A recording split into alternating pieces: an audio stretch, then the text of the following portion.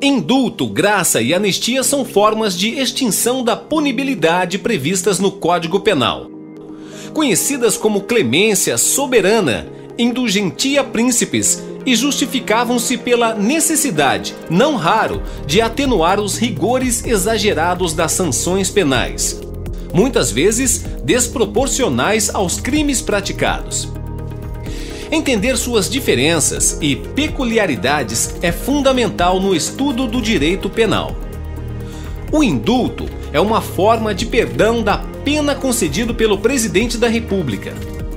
É destinado aos sentenciados que cumprem pena privativa de liberdade e que se enquadrarem nas hipóteses indulgentes previstas no decreto presidencial. Dentre elas, o alcance de determinado lapso temporal e comportamento carcerário satisfatório. O direito positivo brasileiro não estabelece uma clara distinção entre indulto e graça em sentido restrito. A graça é o perdão da pena de um condenado, que se destina a um ou mais condenados, desde que devidamente individualizados. O motivo pode ter incidências diversas, como um ato humanitário, por exemplo. É a clemência destinada a uma pessoa determinada, não dizendo respeito a fatos criminosos. A Lei de Execução Penal, ao tratar da questão em exame, refere-se apenas ao indulto individual, ignorando o disposto no Código Penal e no Código de Processo Penal sobre a matéria. A própria Constituição da República já não mais alude ao poder de graça, mas tão somente ao de indulto conferido ao Presidente da República. A graça, portanto, continua submetida a um longo processo de esquecimento, mesmo após a promulgação da atual Constituição Federal, que pretendeu ressuscitá-la para, ao mesmo tempo, proibir sua aplicação aos autores de crime hediondo.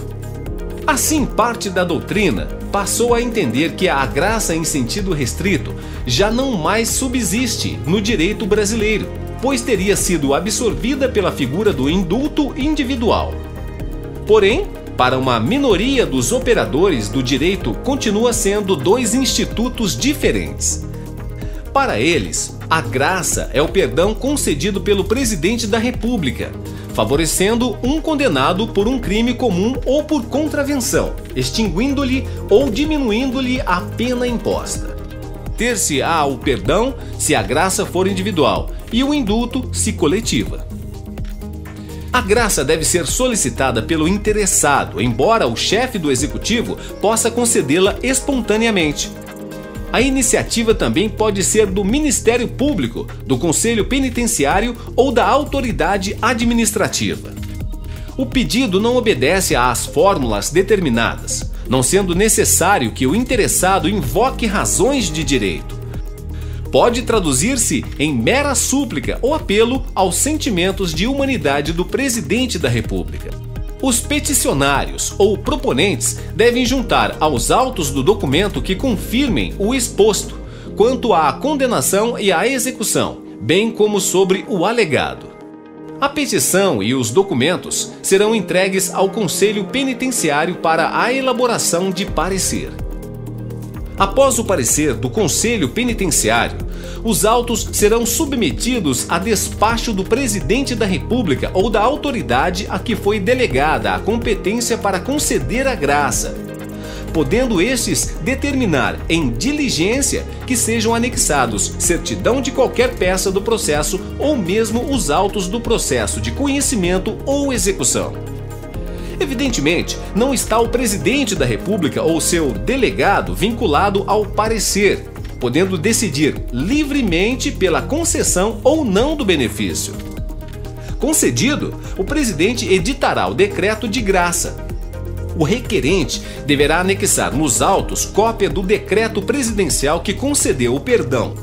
E o juiz irá declarar extinta a punibilidade e, no caso da graça parcial, deve o juiz ajustar a execução nos termos do decreto, ou seja, determinar a retificação da guia de recolhimento ou execução. Após a homologação do novo cálculo, ordenar a expedição de nova guia se tiver ocorrido substituição da pena.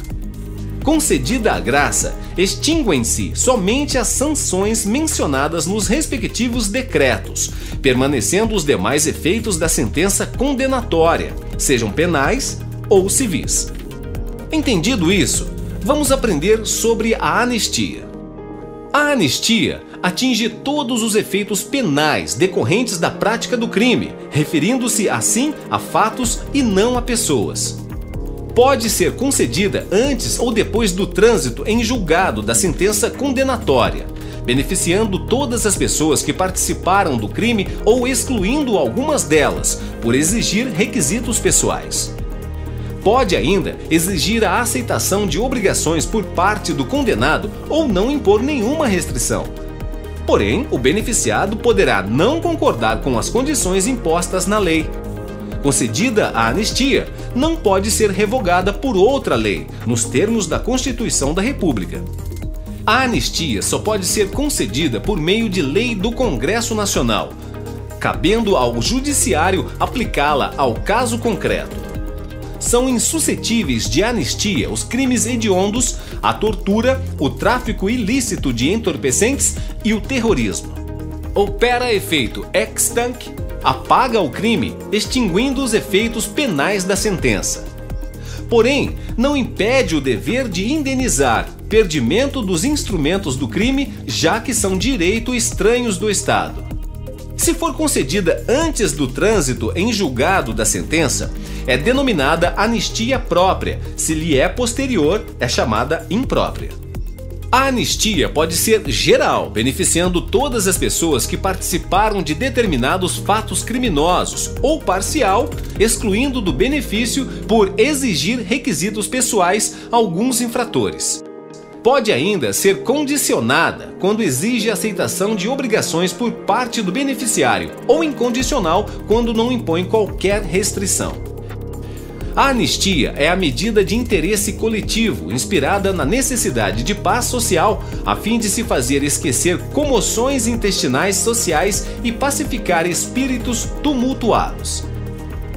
Geralmente, a anistia é motivada por questões de ordem política. É aplicada principalmente aos crimes políticos, militares e eleitorais, nada impedindo que seja aplicada a qualquer outra infração penal.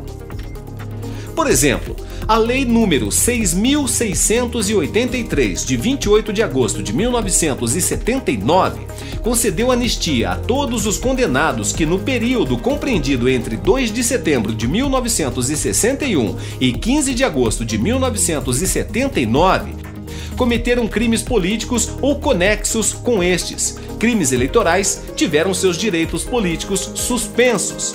Foram punidos em atos institucionais e complementares, excetuando-se do benefício da anistia os que foram condenados pela prática de crimes de terrorismo, assalto, sequestro e atentado pessoal.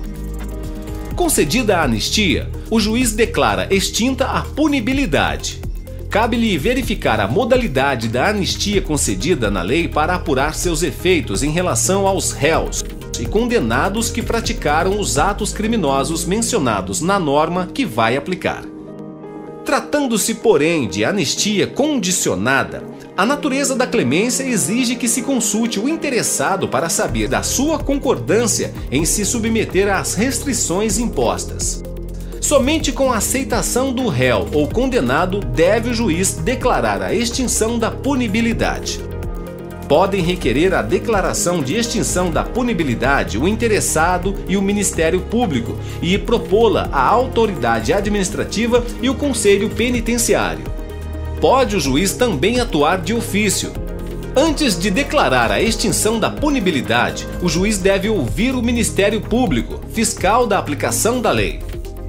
Em suma, vamos deixar bem claras suas diferenças. A anistia exclui o crime, rescinde a condenação e extingue totalmente a punibilidade. A graça e o indulto apenas extinguem a punibilidade, podendo ser parciais. A anistia, em regra, atinge crimes políticos, a graça e o indulto, crimes comuns. A anistia pode ser concedida pelo Poder Legislativo. A graça e o indulto são de competência exclusiva do Presidente da República. A anistia pode ser concedida antes da sentença final ou depois da condenação irrecorrível. A graça e o indulto pressupõem o trânsito em julgado da sentença condenatória. Gostou? Curta o vídeo e siga o canal. Quer ser aprovado em concurso? Acesse www.maquinadeaprovação.com.br. Bons estudos!